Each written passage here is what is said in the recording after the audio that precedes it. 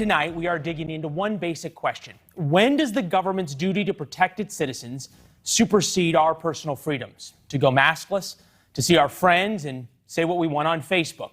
Speaking of Facebook, over at the White House today, President Biden completely reversed course after this jaw-dropping accusation Friday. They're killing people. I mean, look, the only pandemic we have is among the unvaccinated. And they're killing people. In a few minutes, we're going to talk to a former DOJ official on the coming legal challenges facing all these new government mandates. But first, longtime friend and colleague Chris Stirewalt joins us from Washington, an expert on everything D.C., freedom, and American hyperbole. But the reason why we have him on today is his nearly 25 years covering politics from West Virginia and around the world. Good to see you, my friend. We're all going to remember this, hopefully in a good way. 18 months ago, February 2020, I want to take you back. You and I were both at Fox News. We would go to Vegas and put $20 on both working for a different network. President Biden is in the White House, and he's talking about Facebook killing people. We probably could have gotten some pretty good odds. Well, they call you lucky, so I guess that makes sense. So, you know, I'll stick with you, see what you're doing. Is there some irony here when you have President Biden saying something along the lines that is so ridiculous of Facebook is killing people at the same time talking about misinformation? Well, the problem is that Facebook isn't killing people. Facebook is people. The problem that we're having is that we have, for a big and very successful chunk of the United States, high vaccination rates, and we're doing really well. And when you compare us to the rest of the world and other developed countries, hey, here we go. And by the way, they wouldn't have the vaccines if it wasn't for us, because it was America that made that possible. So, yay. But then you have this resistant group of folks. And the harder that Biden pushes, the harder that the government pushes against these folks, the more determined and committed they will be to not get vaccinated. So at this point, you're approaching this thing where you say, well, we're going to fight disinformation. But if what you're doing is creating among a group of people who are already skeptical about science, who are already skeptical about institutions, already skeptical about those things, if you fetishize this disinformation talk, what you will do will be entice them further into their bunkers. So this is how President Biden today walked his statements from Friday back.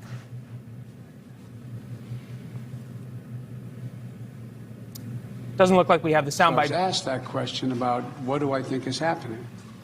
Facebook isn't killing people. These 12 people are out there giving misinformation. Anyone listening to it is getting hurt by it. It's killing people. It's bad information. I hope. Haven't politicians been making that argument for a long time, that people are saying bad things and it's going to kill you if you don't believe it? Well, I mean, stupid people are not new. We have had stupid people from the very beginning. I'm sure of that. What is different now is the speed at which they can communicate and how many of them can communicate at one time. This is very frustrating for politicians because, as we know, they would like to control the narrative and they'd like to control the discussion.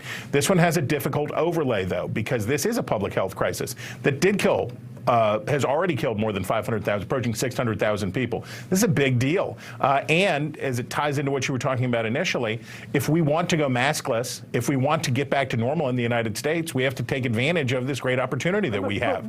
This is frustrating for Biden. Yeah, I know. It's clearly very frustrating for Biden. But I guess the question is this. Once the government, through Operation Warp Speed, and credit where credit is due to President Trump for having that vision and pushing that hard for a vaccine in under a year, once you offer that to everybody, isn't sort of the American way to then take a step back and say, for example, we've mandated that there be airbags in every car. We mandated that there were seatbelts in every car, but we don't have some check on your iPhone to see whether or not your seatbelt is clicked before you can turn the car on. Well, the government certainly mandates vaccinations. Now, usually this happens at the local level, but certainly mandatory vaccinations have been part of American life for a long time. George Washington mandated that his troops be vaccinated. This is not a new idea. Yeah. What here the question is, can private entities, and this is where we get tangled up in the public versus private sectors here, can private entities require people to be vaccinated to go to the game, be on the plane, do those other things? Right. The anti-vaccine movement is now pushing hard against those folks. There's not going to be a federal vaccine mandate. There's no way. There's just not constitutionally a way that you could have a federal vaccine mandate. But what you will increasingly see are privileges and services for, and it will tend to be the wealthier, more elite, more educated people who are vaccinated. Those services and goods will increasingly be hard to get. And this is what we've seen in Israel, and this is what we've seen in other countries. If you aren't vaccinated, they don't want you on the plane and they don't want you in the ballpark. A lot of things you can't do. It's almost as if we planned this. We did not, but that happens to be our next segment coming up, the legal challenges on exactly that issue. Chris Stirewalt, the perfect setup, man. Good to see you. Looking forward to having you back on the show. We appreciate it. Chris talked about how many Americans are vaccinated. 161.2 million are now fully vaccinated. Another 186 million in total have at least one shot. We want to come over here to the touch screen. 56% of Americans are somewhat now protected from the virus. And the hot spots that we are seeing now are very different than a year ago. A year ago, we were talking about New York, we were talking about Seattle, LA, Chicago, big cities. The current hotspots are here in northern and very rural parts of Florida, and then some of the most rural parts of America. Arkansas and Missouri in particular. We're going to zoom in on some of those states right now and take a look specifically at Missouri, where I'm from, and then Arkansas farther south. Here comes up the next graphic. This is Arkansas. This is the most rural part of Arkansas right here, and then down here as well, Searcy County, which does not have a high vaccination rate. And then here in Missouri, down in southwest Missouri, where they're talking about hospitals being overwhelmed in southwest Missouri, the lowest vaccination rates here, the most rural part of that state as well. This quote caught our eye in the New York Times from a nurse who wrote in the New York Times the following. She was quoted by the Times. Anthony Ayers, 26, a traveling nurse from Dallas, did not take the vaccine. Noting the vaccine development typically took years, she said she is worried that a shot might impair her fertility, even though there is no evidence of that. Speaking as to why, she said, I just think, meaning the vaccine development was rushed. Bob Driscoll joining us now for the legal battles. He worked at the DOJ, served as Assistant Deputy Attorney General under President George W. Bush. Bob, will pick up where Chris Stirewalt left off. Private companies can do pretty much whatever they want. It's the government that there can be legal challenges to, correct? Yeah, I mean, I think there's more risk for the government. I think private entities, most people realize, they can set their own rules in most instances, particularly with respect to health and safety concerns. The question is going to be things like, the University of Indiana that just had the decision today, or other public schools for K through 12, or other public accommodations that governments may want to require a vaccine eventually or not. And I think that's where this legal battle is going. Let's talk about how this worked, because there were some initial legal battles to masks and to other restrictions in the very beginning of the pandemic. And you and I talked about it at that time, and you brought up this issue that the government has very broad latitude when it comes to matters of public safety and in the beginning of a pandemic. But what about now that the science is both more settled that the vaccine works, but also a little bit more up in the air in terms of really how effective mask mandates are? If you're the sheriff of Los Angeles County who says, I'm not going to enforce this new mask mandate because science doesn't support it, is there going to be a lawsuit now to try to compel him to do that? I think that's very impractical. I mean, I think the reality is things like that, if he's not going to enforce it, there's not much the government can do about it.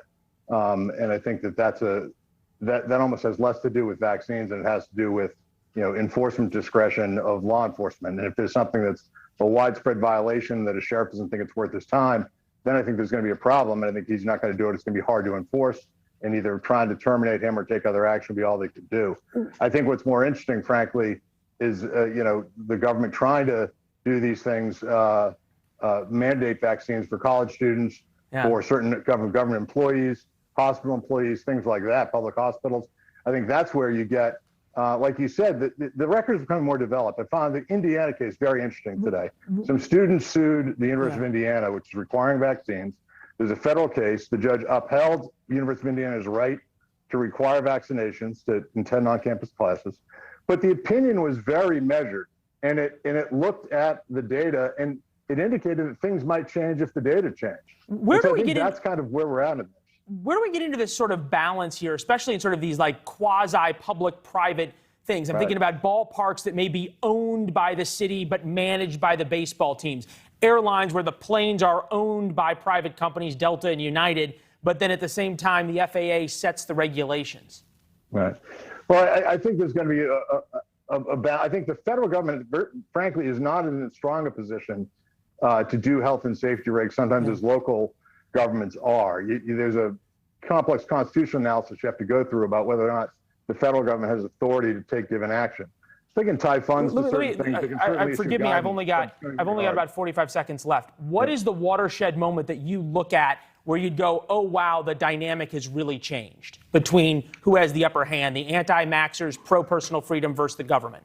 Right. Well, I think the government's going to be presumptively have the upper hand until there is, I think there's going to be a subset of people. I think, for example, if someone challenged vaccinations under a certain age, vaccinations under 12, something like that, where there's an extremely low risk of infection without a vaccination, that somebody's going to bring a lawsuit that says, I should not expose my child to any risk to avoid such an infinitesimal risk. And I think that will be the most interesting case that we'll see coming the next couple of months. Yeah, I have to imagine that with schools opening up and debates over masks in schools and school in person, that's going to be there. Bob Driscoll, we'll have you back to talk about exactly those issues. He served as Deputy Assistant Attorney General under President George W. Bush.